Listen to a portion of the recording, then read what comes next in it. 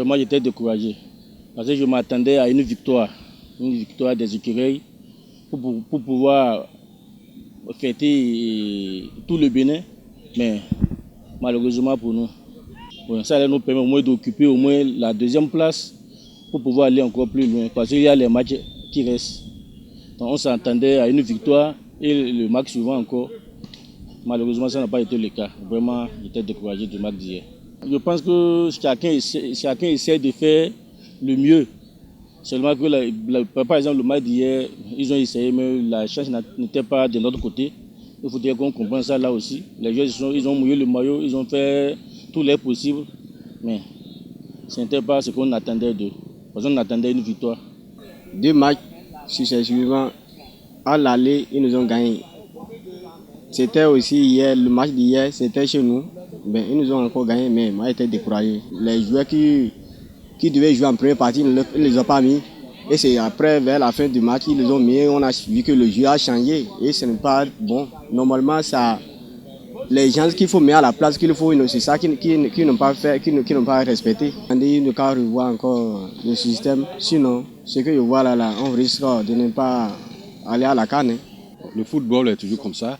Souvent c'est bon, souvent c'est décourageant. Donc nous allons toujours quand même continuer à les encourager. Et pour continuer encore plus. Pour la sélection, moi je propose qu'on voit, qu'on regarde le rétroviseur. C'est-à-dire, chez nous, au nord, on devait chercher les joueurs locaux. Il y a les joueurs locaux au nord qui sont bien portants. Vous voyez au Sénégal, si vous constatez l'équipe du Sénégal, à part Sadio Mané, il y a des joueurs, les joueurs locaux, il y a des joueurs locaux qui sont bien portants. Les 2 échecs ne vont pas nous pousser à un découragement total. Parce que nous sommes en football. Il n'y a pas cette nation qui n'a pas connu de défaite.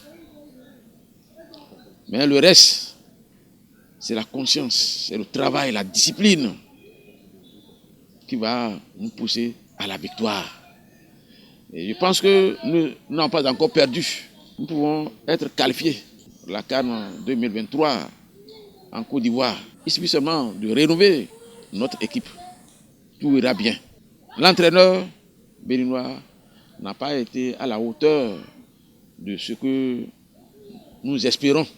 Pour moi, c'est compliqué. C'est compliqué de perdre un match comme ça à domicile de surcroît face à une équipe mozambicaine qui méritait amplement sa victoire. Une équipe mozambicaine, il est vrai que le Mozambique n'est pas un grand pays de football, mais quand le travail, même quand vous n'êtes pas un grand pays de football et que le travail se fait comme cela se doit, les résultats sont là. Rien n'est encore fait, ce n'est pas qu'on est éliminé. Il est vrai qu'on est à 2 journées, 0 point.